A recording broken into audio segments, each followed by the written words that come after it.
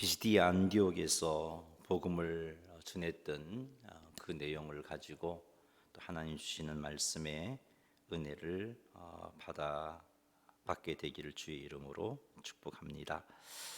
25절 말씀 같이 한번 읽어보겠습니다. 요한이 그 달려갈 길을 마칠 때 말하되 너희가 나를 누구로 생각하느냐? 나는 그리스도가 아니라 내 뒤에 오시는 이가 있으니 나는 그 발에 신발끈을 풀기도 감당하지 못하리라 하였으니. 아멘.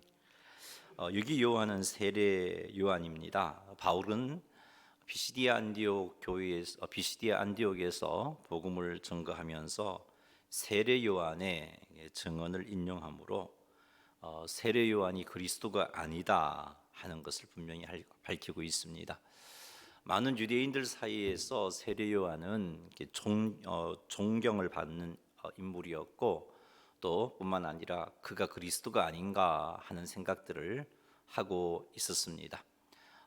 세례 요한이 살았을 때에도 그러했고 세례 요한이 죽고 나서도 그에 대해서 혹시 하나님 보내신 그런 메시아가 아닌가 하는 그런 생각들을 유대인들이 가지고 있었던 것이죠.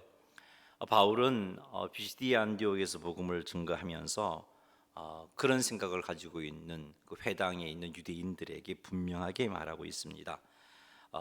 세례 요한이 본인도 자기가 그리스도가 아니다라고 말한 부분을 언급하면서 그리스도가 아니다라는 말은 하나님께서 보내신 약속한 메시아 구원자가 아니다라는 말입니다. 세례 요한이 하나님 보내신 메시아가 아니라는 사실을 분명히 언급하면서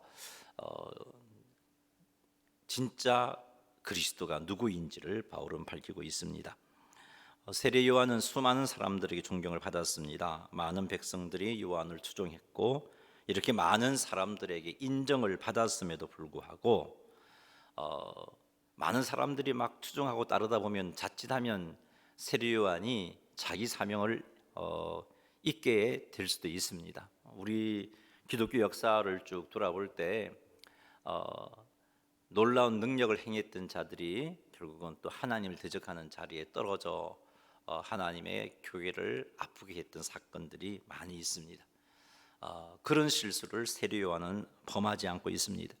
많은 이들이 세례 요한을 추종했지만 세례 요한은 정확히 자기가 누구인지를 잊지 않았습니다. 그리고 그리스도가 누구인지도 잊지 않았습니다. 그래서 요한은 자신을 그리스도의 신발끈을 풀기도 감당하지 못할 자다라고 백성들에게 알렸던 겁니다.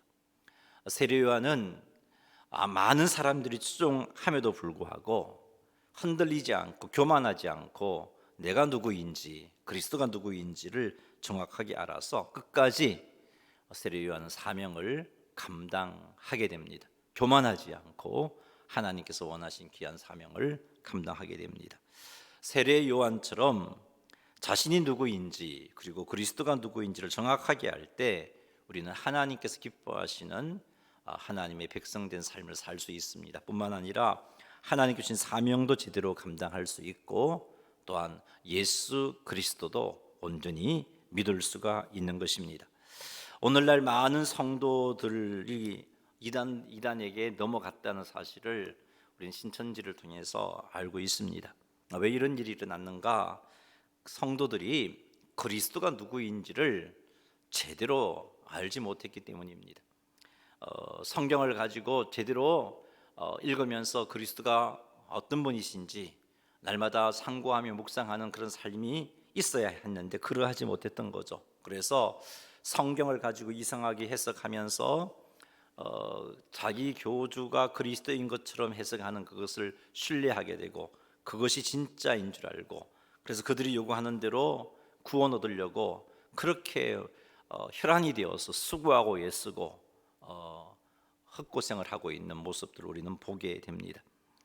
이런 실수를 하지 않으려면 철저하게 우리는 하나님의 말씀을 통해서 내가 누구인지 그리스도가 누구인지를 정확하게 알아야 됩니다. 우리는 하나님의 은혜가 아니고서는 결코 구원함을 받을 수 없습니다. 아무리 애쓰고 아무리 노력해도 우리의 노력으로는 구원에 이를 수가 없습니다. 하나님의 은혜가 임해야 되는 거죠. 성경은 분명히 우리에게 말씀하고 있습니다. 구원은 은혜로 얻는 것이다 라고 말씀하고 있습니다. 하나님의 은혜로 인하여 믿음으로 말미암아 구원을 얻었다라고 분명히 말씀하고 있어요. 구원을 얻기 위해서 몇 명의 전도를 해야 된다라는 그런 말씀 없습니다. 구원 얻기 위해서 얼마의 헌금을 드려야 된다, 그런 말씀 없습니다. 구원 얻기 위해 선행을 얼마나 행해야 된다, 그런 말씀 없습니다. 그럼에도 불구하고 성도들이 이것을 제대로 알지 못하니까 그렇게 이단에게 미혹당해서 구원 얻으려고 그렇게 참 수고하고 전도하고 물질 드리고 그러면서도 참 잘못된 길을 가고 있는 그런 일들이 일어난 것입니다. 하나님의 말씀을 가까이 하면 제대로 알 수 있습니다. 말씀은 우리들에게 그리스도가 누구인지를 분명히 언급하고 있습니다. 그리스도는 다윗의 자손입니다. 그리스도는 오직 다윗의 자손 예수님 밖에는 없음을 분명하게 말씀하고 있습니다. 뿐만 아니라 다윗의 자손 예수님께서 틀림없이 승천하신 모습 그대로 다시 오신다라고 성경은 우리에게 말씀하시고 계십니다. 영으로 오신다고 말씀하지 않았어요. 초림 때 예수님처럼 갓난아이로 그렇게 태어난다라고도 말씀하지 않았어요. 성경만 제대로 봐도 우리는 분별할 수 있습니다. 사도행전 1장 11절 말씀 한번 찾아보겠습니다.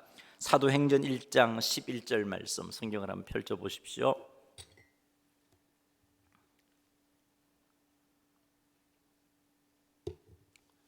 사도행전 1장 11절 말씀입니다.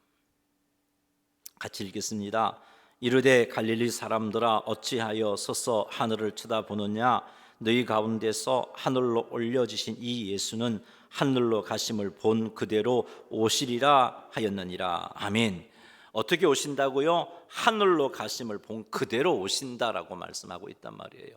영으로 오시지 않는단 말이에요. 누구에게 영으로 임한다라고 말씀하지 않고 있습니다. 초림 때 예수님처럼 동정녀의 몸을 빌어서 그렇게 오신다라고도 말씀하지 않고 있어요. 하늘로 올라가심을 본 그대로 어떤 모습으로 올라가셨어요?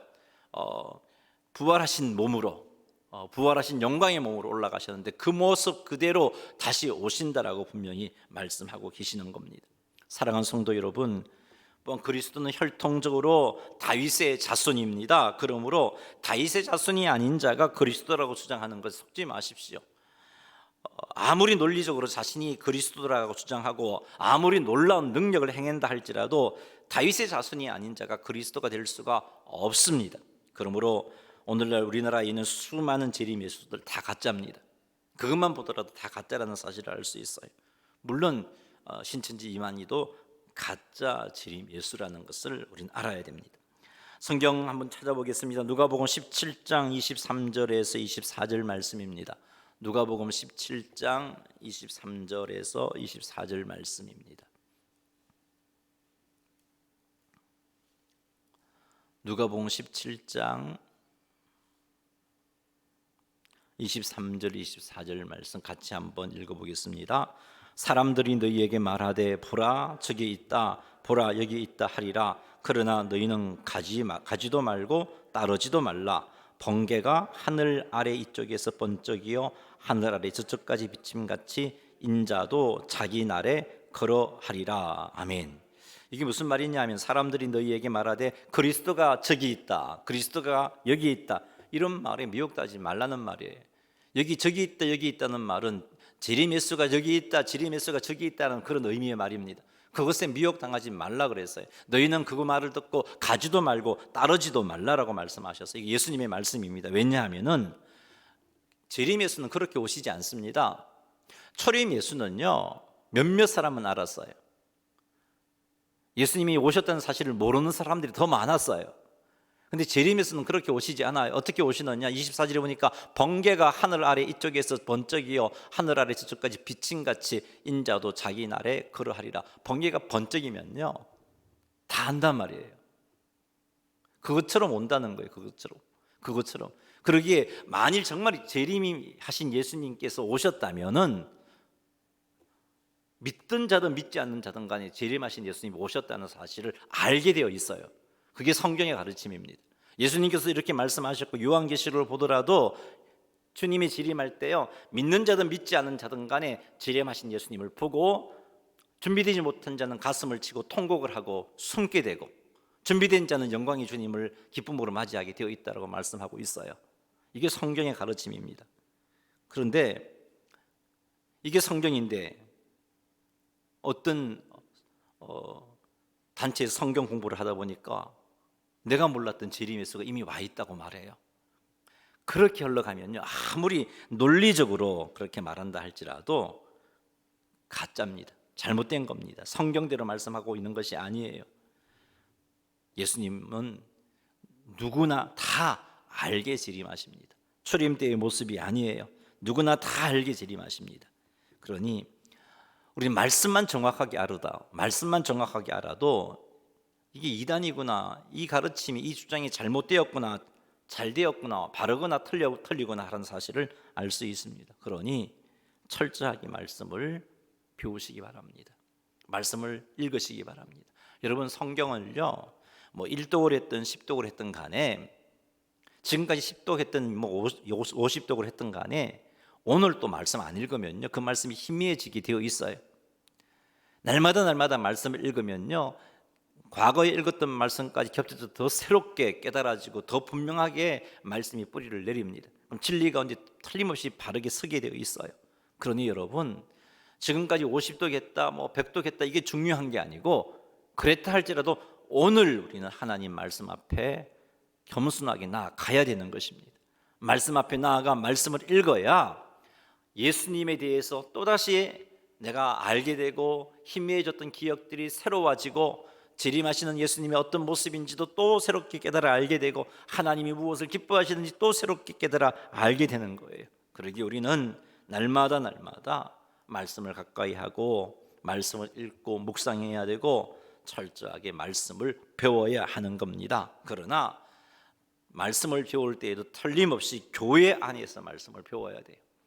하도 이단들이 많은 성도들을 미혹하고 있기 때문에 더더욱 그러합니다. 교회 밖에서, 그것도 담임 목사가 모르는 성경 공부하지 마십시오. 정말 그 성경 공부가 당당하다면, 목사님 제가 어디에서 이런 성경 공부를 하는데, 이런 내용의 공부를 하는데 한번 점검해 주십시오 하고 점검을 받고 공부를 하십시오. 쉬쉬하면서 담임 목사 모르게 성경 공부하자 하는 그런 분위기 만들어서는 안 돼요. 굉장히 위험합니다. 말씀은 가까이 하되 제대로 알아야 돼요. 말씀을 가까이 하되 말씀을 제대로 배워야 돼요. 그리할 때 우리는 정확하게 하나님께서 원하시는 것이 무엇이고, 하나님께서 기뻐하시는 것이 무엇이고, 내가 어떤 존재인지를 알아서 하나님 앞에 바르게 설 수가 있는 것입니다. 26절 말씀 읽어보겠습니다. 형제들아, 아브라함의 후손과 너희 중 하나님을 경외하는 사람들아, 이 구원의 말씀을 우리에게 보내셨거늘. 아멘. 여기 형제들아, 아브라함의 후손과 너희 중 하나님을 경외하는 사람들아 라고 이렇게 표현하고 있는데, 형제들아, 아브라함의 후손, 여기 말한 것은 유대인들을 의미하고요, 너희 중에 하나님을 경외하는 사람들아, 비시디 안디옥의 회당에 들어온 이방인들, 그러나 유대교를 개종한 자들이겠죠. 그들을 향하여서 바울이 이야기합니다. 이 말은 좀 정리한다면, 유대인이든 이방인이든 간에 누구에게든지 구원의 말씀이 우리에게 보내졌도다라는 말은 유대인에게도 이방인에게도 보내졌도다라는 말씀입니다. 여기서 말씀하고 있는 구원의 말씀은 예수 그리스도께서 전하여 주신 복음을 의미합니다.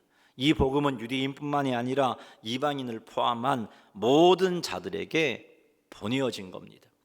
여러분, 땅끝까지 주의 복음을 전해야 할 이유가 무엇인지 아세요? 복음을 듣지 못하는 자가 생기지 않도록 하기 위해서 하나님께서 우리에게 그런 사명을 주신 겁니다. 이 복음은 유대인이든 헬라인이든 이방인이든 차별함이 없습니다. 유대인이라 할지라도 이 복음을 듣고 믿음으로 반응하지 않으면 구원함이 없고요, 이방인이라 할지라도 이 복음을 듣고 믿음으로 반응하면 구원에 이르는 거예요. 구원에 이르는 복음 앞에서 구원을 얻고 못 얻는 데에는 차별함이 없습니다. 예수님을 믿는 믿음으로 누구든지 구원함을 얻습니다. 그래서 우리가 하나님의 은혜로 구원함을 받은 거예요. 유대인이 아닌 이방인인 우리가 하나님의 은혜로 예수 그리스도를 믿는 믿음으로 구원함을 받는 자리에 이르게 된 겁니다. 이 구원은요, 우리의 행위를 얻게 된 것 아니에요. 구원은 우리의 행위를 얻을 수 있는 것도 아니에요. 앞에서도 말씀드렸지만 우리가 뭔가 주를 위해서 충성하고 헌신해야 구원 얻는다, 아닙니다. 속지 마십시오. 구원은 은혜로 얻습니다. 하나님의 은혜로 얻는 거예요. 그리고 구원받은 백성들이 얼마나 하나님 말씀대로 잘 사느냐 못 사느냐는 그 이후의 상급의 문제이지 구원의 문제가 아닙니다. 구원은 은혜로 얻는 거예요. 여러분, 이 사실을 알 때 얼마나 우리는 자유하면서 주 안에서 기뻐하는 삶을 살 수 있는지 모릅니다. 이 사실을 모르는 자기의 행함으로 구원 얻으려고 하는 사람이 얼마나 불안하게 신앙생활을 하고 있는지 몰라요. 구원파, 결국은 자기 구원을 이루기 위해서 얼마나 애쓰고 수고해야 되는지, 예수 그리스도를 온전히 믿는 믿음으로 구원 얻는 게 아니에요. 구원파도 신천지도 마찬가지고요. 그들이 성경을 덜 먹이고 예수님을 덜 먹이고 예수님을 믿어야 한다고 말하지만 따지고 보면 그들은 행위를 강조하고 있음을 보게 됩니다. 왜 그들이 길을 쓰고 전도하는지 아세요? 전도 못하면 14만 4천 명이 못 들어가니까, 구원 못 얻으니까. 그들이 교회 오지 못하게 하는 걸 왜 그렇게 두려워하는 줄 아세요? 교회 오지 못하게 하면 영생을 못 얻으니까. 그런 가치관에 사로잡혀 있으니까 두렵고 떨림으로 그들은 노예와 같이 그렇게 살고 있는 겁니다. 사랑하는 성도 여러분, 구원은 은혜로 얻는 겁니다. 우리의 행위가 아니고요, 하나님의 은혜로 얻는 겁니다. 우리는 이 사실을 명심하여서 나에게 구원의 은혜를 베푸신 하나님께 항상 깨어 감사하는 삶을 살아가시는 성도님들이 다 되시기를 주님의 이름으로 축원합니다. 27절 읽겠습니다. 예루살렘에 사는 자들과 그의 관리들이 예수와 및 안식일마다 외우는 바 선지자들의 말을 알지 못하므로 예수를 정죄하여 선지자들의 말을 응하게 하였도다. 아멘. 자, 예루살렘에 사는 자들과 관리들이요, 날마다 예수님을 만났습니다. 예수님이 선포하는 말씀도 들었고요, 예수님께서 행하시는 표적도 기사도 보았습니다. 뿐만 아니라 예루살렘에 사는 자들과 관리들이 선지자들의 말을 외웠어요. 선지자들의 말은 어떤 내용입니까? 예수님에 관하여서 예언한 말씀입니다. 그런데 날마다 예수님의 말씀도 듣고 행하는 표적도 보았음에도 불구하고, 안식일마다 선지자의 말을 외웠음에도 불구하고 이들이 예수님을 정죄하여 선지자의 말을 응하게 하였도다 말은 죽였다는 거예요. 예수님을 죽게 했다는 겁니다. 예수님은 하나님께서 약속하신 구원자이심에도 불구하고 예루살렘에 사는 관리들은 예수님이 행하시는 표적이 예수님이 메시아라는 사실을 증거함에도 불구하고 그 사실을 본 예루살렘에 사는 자들은 예수님을 십자가에 못 박아 죽였습니다. 왜 그렇게 했는가? 예수님을 알지 못했기 때문에. 27절에 알지 못함으로 예수를 정죄하여라는 표현이 있죠. 알지 못하기 때문에. 안식일마다 외우는 선지자의 말을 알지 못했기 때문에, 예수님이 말씀하시고 보여주시는 표적을 통해서 예수님께서 하나님이 보내신 구원자 되심을 보여주셨지만 알지 못했기 때문에 그들은 예수님을 정죄하고 십자가에 못 박아 버린 겁니다. 예루살렘에 사는 자들은 친히 눈으로 보고 듣고 외우고 있음에도 불구하고 예수님을 알지 못했습니다. 어떻게 해서 이런 일이 가능할까? 표적을 행하시는 예수님을 보고 눈으로 보고 또한 예수님의 말씀을 들었음에도 불구하고 어떻게 해서 예수님을 제대로 알지 못하는 일이 일어날 수 있을까? 선지자가 전하여 준 그 말씀들이 예수님에 관해서 하시는 말씀임에도 불구하고 그 말씀을 외우고 있음에도 불구하고 그들은 어떻게 해서 그 말씀을 알지 못하고 예수님을 알지 못했을까? 어떻게 해서 이런 일이 일어났냐 하면은 그 말씀을 들어도 깨닫지 못하는 상태가 되어버렸기 때문입니다. 말씀을 들어도 알 수 없는 상태가 되어버렸어요. 하나님의 말씀을 들어도 자신의 욕심에 사로잡혀 있다 보니까 그 말씀을 깨달아 알 수가 없는 거죠. 단적인 예가 예수님의 제자들의 모습을 보더라도 우리는 잘 알 수 있습니다. 예수님께서는 제자들에게 부활하시고 나셔서도 제자들에게 메시아의 사역이 무엇이며 성도의 사역이 무엇인지 말씀해 주었는데도 불구하고 그들이 꿈꾸었던 바가 뭡니까? 예수님을 통해서 모세가 이스라엘 백성을 애굽에서 구원해 냈듯이 예수님께서 로마로부터 우리를 구원해 내실 것이다라는 그 생각을 놓지 못하고 있는 거잖아요. 예수님이 부활하셨을 때도 제자들이 그 놓지 못했어요. 주여 주의 나라를 회복하시면 이때니까, 승천하기 직전까지 제자들이 그런 말을 했어요. 잘못된 선입관과 가치관, 욕심에 사로잡혀 있으니까 들어도 보아도 깨닫지 못하게 된 겁니다. 그래서 그들은 말씀을 외움에도 불구하고 예수님이 행하시는 표적을 봄에도 불구하고 예수님을 알지 못했던 겁니다. 그래서 죽일 죄를 하나도 찾지 못하였으나 28절에 빌라도에게 죽여달라라고 결국은 요청하는 그런 자리까지 나아가게 됩니다. 예수님을 몰랐기 때문입니다. 예수님이 하나님의 아들이라는 사실을 알지 못했어요. 표적이 분명히 예수님께서 하나님의 아들 되심을 보여주는 것인데도 불구하고 그것을 보고서도 알지 못했어요. 예수님의 말씀이 하나님이신 예수님께서 말씀해 주시는데 직접 말씀해 주시는 그 스토리를 들었음에도 불구하고 알지 못했던 거죠. 선지자의 글이 예수님의 간에서 말씀해 주고 계시는 금에도 불구하고 그 말씀을 외웠음에도 불구하고 알지 못했어요.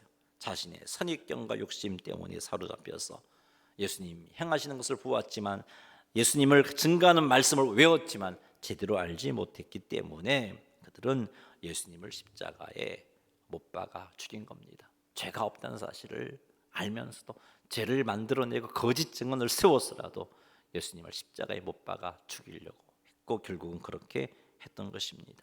여러분, 하나님을 우리가 제대로 알지 못하면요, 하나님 뜻을 거스르게 되어 있어요. 하나님을 제대로 알지 못하면요, 하나님을 대적하는 삶을 살게 됩니다. 하나님을 알지 못하면 하나님의 말씀에 순종함이 우리에게 손해가 될 때 예수님을 거부하게 되어 있어요. 그러니 사랑하는 성도 여러분, 말씀을 가까이 해야 하는데 말씀을 배워야 되고 말씀을 읽어야 되는데 그러나 그 말씀 앞에 쓸 때 겸손하게 서야 되는 겁니다. 우리의 욕심을 다 내려놓고요, 내 욕심을 꽉 잡고 말씀을 읽으면서 이 욕심, 내가 가지고 있는 이 욕심이 좀 옳다라고 지지해 주는 말씀을 찾으려고 말씀을 대하는 사람은요, 결코 그 말씀을 읽어도 하나님의 것을 알 수도 없고 하나님을 제대로 알 수도 없고 하나님의 인도를 제대로 받을 수가 없어요. 예수님 당시의 유대인들, 예루살렘에 살던 유대인들과 똑같은 행동을 할 수밖에 없어요. 우리가 말씀을 읽을 때 어떤 자세로? 겸손하게 그 말씀 앞에 아멘 하겠다라는 자세로, 마치 어린 사무엘이 주여 말씀하옵소서 주의 종이 듣겠나이다 라고 엘리가 가르쳐준 대로 겸손하게 하나님 앞에 엎드렸던 그것처럼 하나님 말씀을 읽고 듣고 묵상할 때 그런 자세가 있어야 말씀을 통해서 그리스도가 누구인지, 하나님이 어떤 분인지, 내가 누구인지를 제대로 보게 되고, 그래서 하나님 앞에 온전히 설 수 있고 이단들에게 미혹당하지 않고 진리 가운데 온전히 설 수 있는 것입니다. 그러니 사랑하는 성도 여러분, 욕심을 내려놓고 선입견을 내려놓고 겸손하게 말씀 앞에 아멘 하시기를 바랍니다. 하나님의 은혜를 사모하시기 바랍니다. 은혜가 아니고서는 말씀을 깨달을 수가 없어요. 은혜가 아니고서는 하나님 앞에 바르게 설 수 없어요. 우리가 구원함을 얻게 된 게 은혜 아닙니까? 이미 은혜를 받았지만 하루하루 살아감에 있어서 말씀을 깨닫는 것도 주의 은혜가 필요한 것입니다. 이 사실을 꼭 명심하셔서 겸손하게 말씀 앞에 나아가 하나님 말씀 앞에서 말씀이 말씀해 주는 것을 제대로 깨닫는 그런 복을 받아 누려 하나님 앞에 영광을 돌려드리고 사명을 잘 감당하시는 성도님들이 다 되시기를 주님의 이름으로 축원합니다. 교회 소식 전하겠습니다. 어제 또 이제 우리 포항에 확진 환자가 2명이 생겼습니다. 그리고 또 서울 경기도 쪽에는 또 교회가 참 그 확진 환자들이 무더기로 또 생기는 일이 있어서 참 여러 가지 여러 모습으로 참 힘이 든 상황입니다. 그래서 우리들 좀 조심을 해야겠어요. 저도 이게 마스크를 끼고 찬송하고 성경을 읽으면 굉장히 답답해요. 답답한 줄 알지만 우리가 그걸 끼임으로 예배를 계속 취소가 드릴 수가 있는 거예요. 혹이라도 우리가 건강 관리 못해서 우리 가운데 확진 환자가 하나 생겼다, 덕도 되지 않고 하나님 영광도 가리고 예배도 못 드리게 돼요. 그래서 참석하실 때 좀 이렇게 자리도 최소한 지그재그로 좀 앉아 주시고 한 2m 정도 이렇게 좀 지난 주일날 보니까 한 50